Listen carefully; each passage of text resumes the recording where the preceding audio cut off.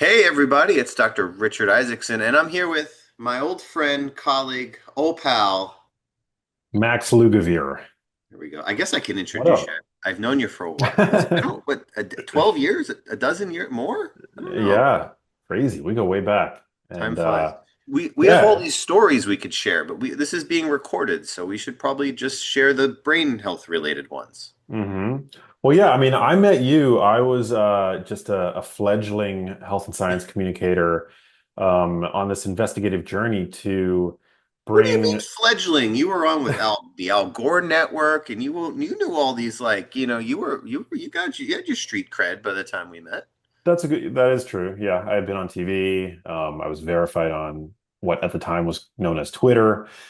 But I was just beginning to investigate the relationship between diet, lifestyle, and brain health because of my mom, who had a variant of dementia called Lewy body dementia. And I remember Kathy, we love Kathy, Kathy. Kathy's yeah.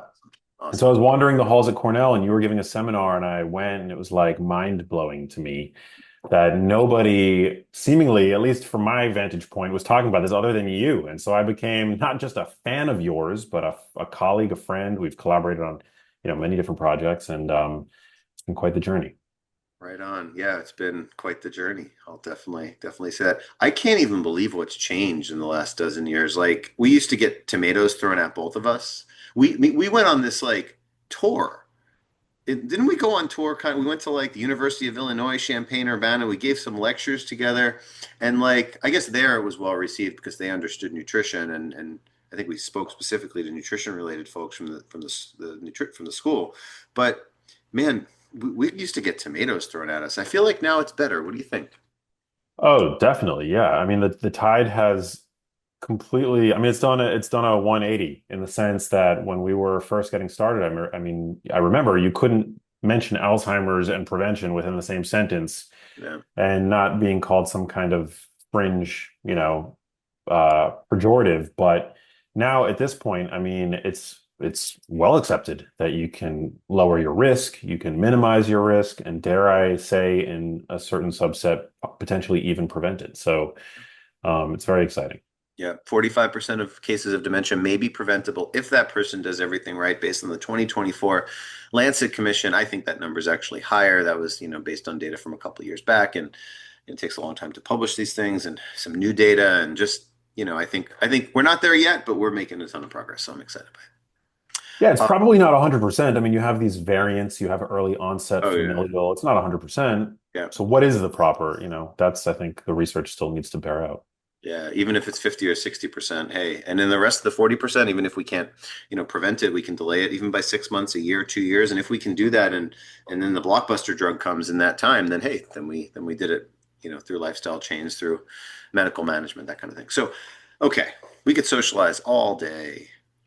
We are doing on, let's see, Wednesday, June 25th at noon Eastern, 9 Pacific, and the other time zones in between. We are doing a live Q&A. It's the first time we've done something like this. We sent out an email. We've, again, never done this before. It's for Alzheimer's and Brain Health Awareness Month. And we were literally averaging 50 questions per hour from people asking questions about their brain health and wanting to know more. And it's like, this is like an amazing experience to be able to like be here, not just with you, but be here with all these people that are going to be watching. And I'm really excited. I've never done anything like this before with, there were just like hopefully hundreds, thousands of people. Who knows how many will sign up. But the goal of right now is to answer 3 or 4 of the most common themed questions that we received. We received literally over, hundreds of questions. And we'll start off in our wheelhouse of nutrition. So let's see, 2 questions on nutrition, one about genetics, which I think is key. You and I have been talking about this a long time, and then one about research. So let's talk about, this is a good question. What are the 3 best foods or supplements to eat or take for brain health? And this is literally an exact question that was submitted. And I'd love to ask you this question. If you had to choose 3, what are the 3 best, let's see, supplements or foods, so food or supplements to take or eat for brain health? Max Lugavere. All right, are we each going to get to pick our own three? Yeah, yeah, we can Okay, we can great. bounce one. You do one, I do one. We can kind of do bouncy back. Amazing. I'm gonna pick, so for one, I'm gonna pick avocados. I've always said that avocados are Huh, the brain healthiest fruit. I know that we can interesting. debate avocados versus berries, right? Because berries are more traditionally thought of as the brain healthiest fruit, but avocados are in fact a fruit. And I'm gonna pick avocados because they are an abundant source of fats that are beneficial to the cardiovascular system. What's good for the heart is good for the brain, loaded with fiber, potassium for maintaining healthy blood pressure, actually twice the potassium of a banana. And we know that, maintaining uh, a healthy blood pressure is crucial for dementia prevention. And then importantly, I think that in my first book, I really broke the news on the benefits of lutein and zeaxanthin for brain health. And avocados are loaded with lutein and zeaxanthin, which are plant pigments that accumulate in the eye and the brain. And there's a lot of good data on the benefits of those two compounds. So avocados, I'm going to say, are an all-in-one brain food. Okay. Well, What do you think of along that? those same lines, I wouldn't have said avocado as like number one or top three, but I would say it's on the list. I'm going to piggyback that with something kind of close, olive oil. Olive oil to me is like liquid gold. Um, there was a guy who I see, he's 37 years old. His grandmother was the matriarch, is the matriarch of the family. She's still alive. She's in her 90s. She has Alzheimer's disease. I've seen her, meaning his uncle, I've seen five family members who are either at risk for Alzheimer's disease and we're trying to get ahead of things, reduce their risk. So that's the 37-year-old guy. I see his uncle, who's, I believe, in his early 70s. He has MCI, mild cognitive impairment, due to Alzheimer's. So he has amyloid in his brain. He's on one of those anti-amyloid drugs. He's also on many, many, many interventions, from lifestyle interventions and exercise and zone two. And we track his blood sugar and we do all sorts of things, from healthy eating and try to monitor his sleep and stress reduction. But I was saying to the guy, I said, whatever his name is, you have the lowest tau protein level in the blood of anyone that we've seen in our study. So we do research. We do a lot of research study. We do a lot of stuff on blood testing. My goal, I think, professionally, is to develop what we colloquially call the cholesterol test for the brain. And just like we do HDL and LDL and triglycerides in terms of cholesterol tests and ApoB, my goal, my personal goal, and then I can retire hopefully, is to really, what is that cholesterol test for the brain? And what I mean by that is it amyloid? Is it an amyloid ratio? Is it p-tau, tau protein, p-tau 217, p-tau 181? Is it a ratio? Is it alpha-synuclein protein? We're developing assays in the blood. You can learn about this work at ALZ Labs, alzlabs.org. You can learn about this at ind.org/blood test, I think. ind.org is our foundation. And then we're trying to bring these blood tests to the masses. And this guy who's had these full panels in our research study, I said to him, you have the lowest p-tau 217. Now you're young, okay, you're healthy, okay. You have the lowest p-tau 217 in 200 and something people that we've tested from age 21 to 91. 21 to 91, I think. And I said, "What do you think it is?" And then he looked over here and he picked up, it was a bottle, it wasn't a glass.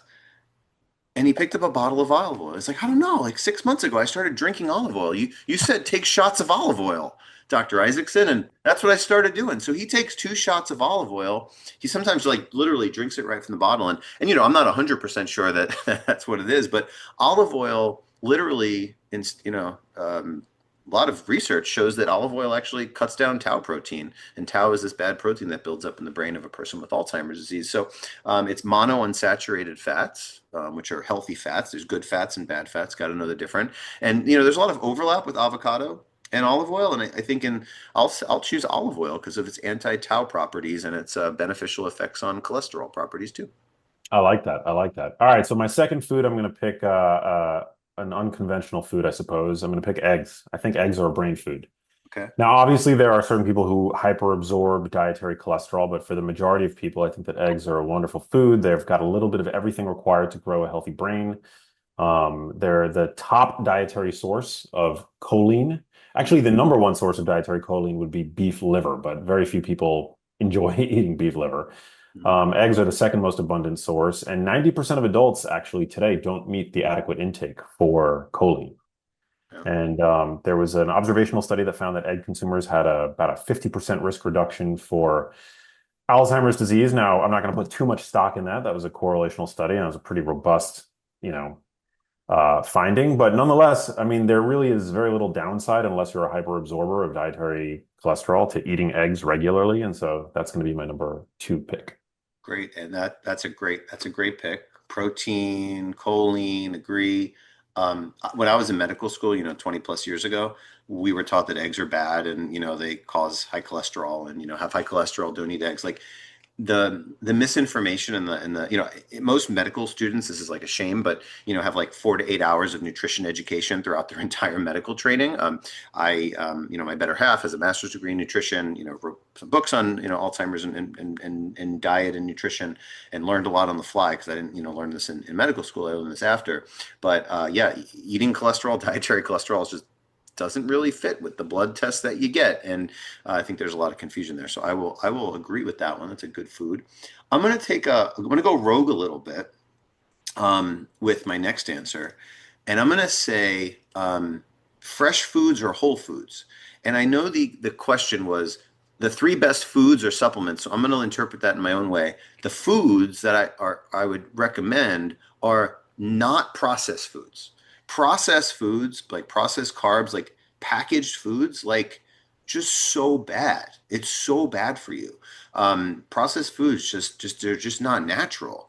When you go to the supermarket, like people say, you should eat around the sides, right? So you go to the produce section, you get fruits and vegetables, you get milk, and I like grass-fed milk. We only drink grass-fed milk. Fat, good fats. Grass-fed milk. The cows drink. They eat the grass. The grass has omega threes. There's omega threes in the milk. Fat's not bad. Like certain fats are brain healthy. So we like going around the sides and not eating packaged processed foods. Like less is more. Fresh foods, whole foods. Does that kind of count as a kind of an answer? Yeah, I like that. I actually had a conversation yesterday with Dr. Ray Dorsey, and I'm so excited that Oh you yeah, guys yeah, are now colleagues. yeah, yeah, Uh, yeah. and he actually made me think differently about the the value of choosing organic Mm, dairy mm, because there's this bioaccumulation effect. I mean, he's a Parkinson's disease and movement yeah, disorder specialist, but his whole thing, which I think is really crucial, is that environmental toxins like herbicides and pesticides bioaccumulate, and they can potentially in the milk of cows who are consuming grass, yeah. Mm, if that grass had been sprayed. So, yeah, it's got me to think a little bit differently about organic versus conventional dairy. yeah. And want to go too off track, but sorry, I'm eating foods that have pesticides, especially DDT and DDE. In the United States and Canada, the legacy contamination is mostly gone because that was DDT was a pesticide that converts to DDE. That was really outlawed in 1977, 76, and 77 in Canada and the United States. But if you have an ApoE4 variant, which increases risk, and we can talk about that, you add ApoE4 plus pesticides, and that has a six-fold increase on risk. So I think in different people with different genes, the whole concept of epigenetics, I agree that pesticides, you have to be mindful, especially if you have certain genes. Okay, last one. You want to each do a supplement?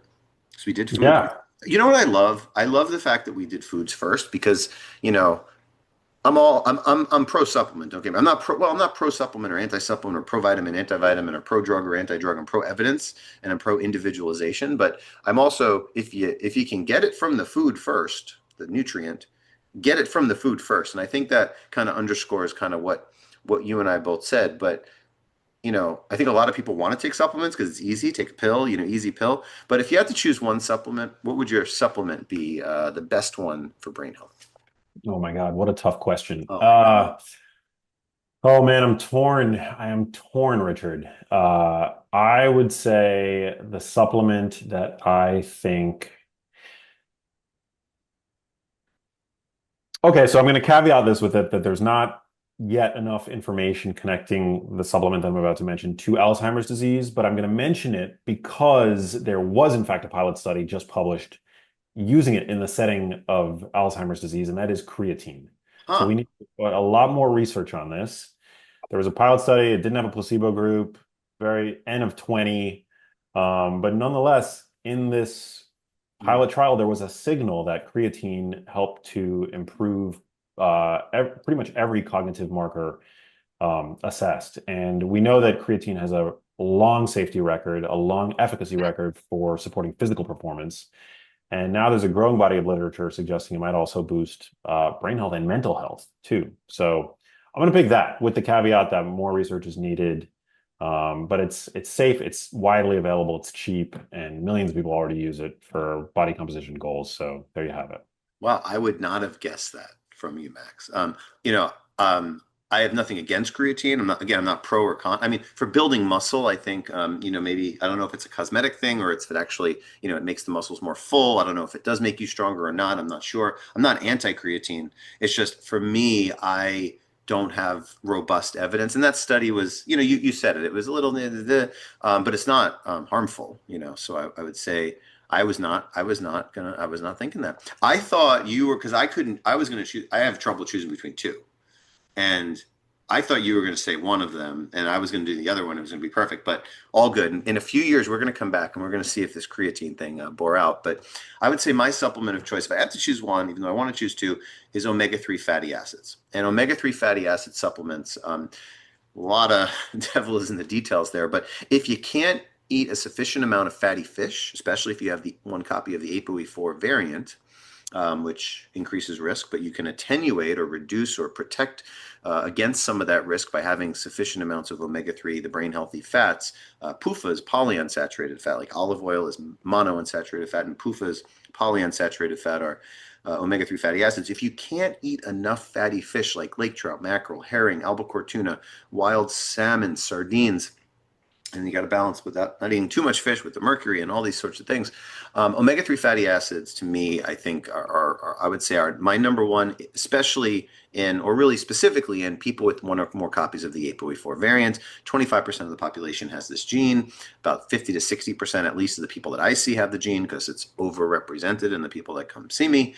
So I would say omega-3s. The one caveat I would say is you can't just like go to some random store and buy like some random omega-3s, or like ordering omega-3 fatty acids off Amazon. Like I don't recommend that. Like omega-3 fatty acids in a hot warehouse in the summertime in South Florida, they're going to go rancid and they're not going to work. So also looking at the label, DHA and EPA is really the key, and you have to get sufficient amounts.